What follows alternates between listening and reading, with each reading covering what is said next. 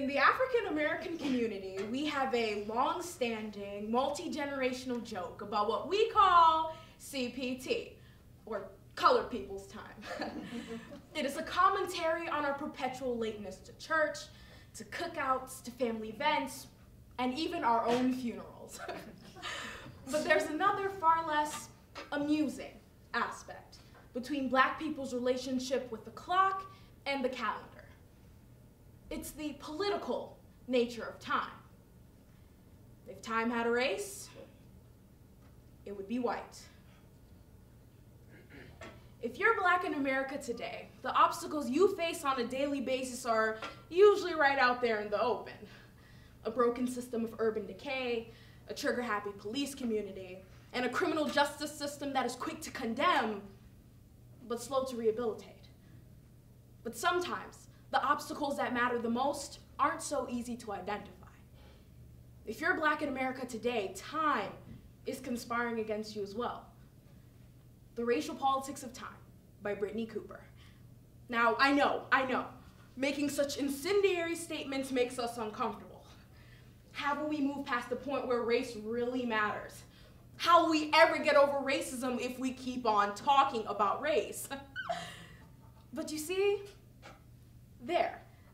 that desire to mitigate the impacts of race and racism shows up in the ways we manage time, the ways we narrate history, and in the ways we're currently attempting to argue that the future that we have always hoped for is the present in which we're currently living. When Barack Obama became president in 2008, many Americans declared that we were post-racial. I'm from the academy and we are post-everything, okay? We're post-structural, we're post-modern, we're post-feminist. Post is a simple academic appendage we apply to a range of terms to mark the way that we once were. But prefixes alone don't have the power to make racism a thing of the past. The US was never pre-race. So to argue that we are post-race when we are yet to grapple with the effects of racism on Latinos, African Americans, and the indigenous is disingenuous. Just when we were getting ready to celebrate our post-racial future, our political climate became the most racial that's been in the last 50 years.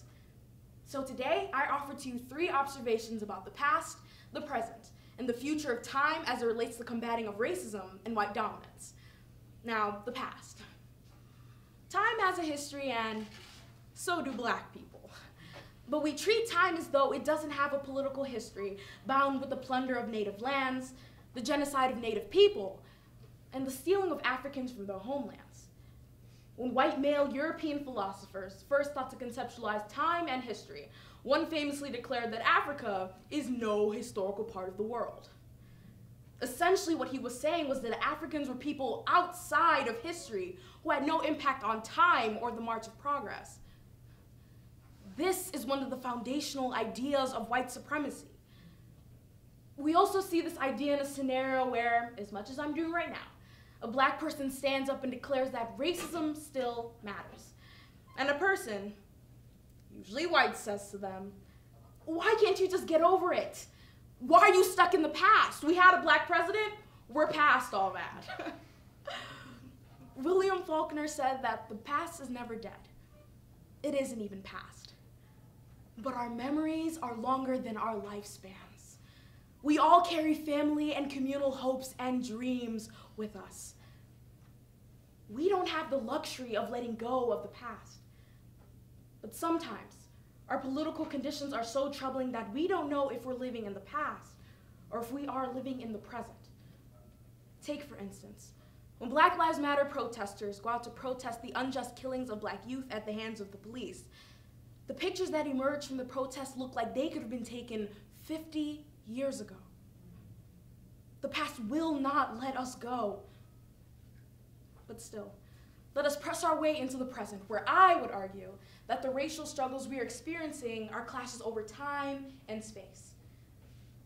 White people even dictate the pace of social inclusion. They dictate how long it will take for minorities to gain the rights that they have been fighting for. When you think about the civil rights movement and the cries of its leaders for freedom now, they were challenging the slow pace of white social inclusion. People, a full 100 years passed between the end of the Civil War and the passing of the Voting Rights Act of 1965, and we are still fighting that battle today. Restricting African American inclusion in the body politic is a primary way we attempt to control and manage people by controlling and managing time.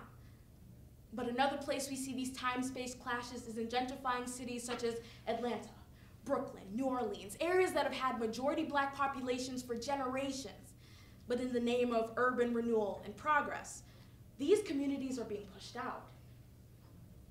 What happens when someone who exists in time meets someone who only occupies space? I believe the racial struggles we continue to experience are battles over those we perceive to be space takers and those we perceive to be world makers. Those who control the flow and thrust of history are considered world makers who own and master time. In other words, white people. And today we continue to see that white people control the flow and thrust of history, while too often treating Black people as though we're taking up space to which we are not entitled to.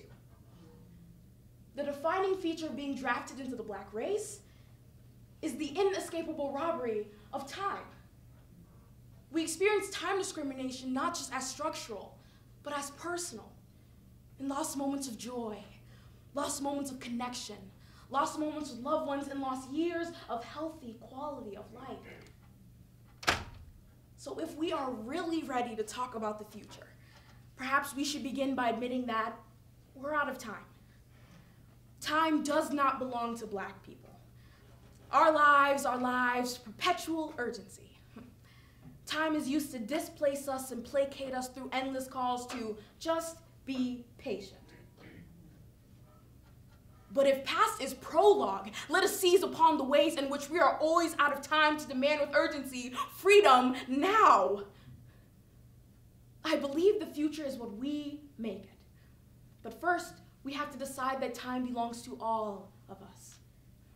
No, we don't all get equal time, but we can decide that the time that we do get is just and free. We can stop making your zip code the primary determinant of your lifespan.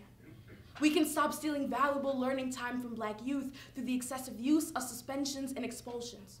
We can stop stealing Black time through long periods of incarceration for non-violent crimes. We can stop stealing Black lives through the excessive use of police force. I believe the future is what we make it. But we can't get there on colored people's time, or white people's time, or your time, or even my time. Because it is our time. Ours.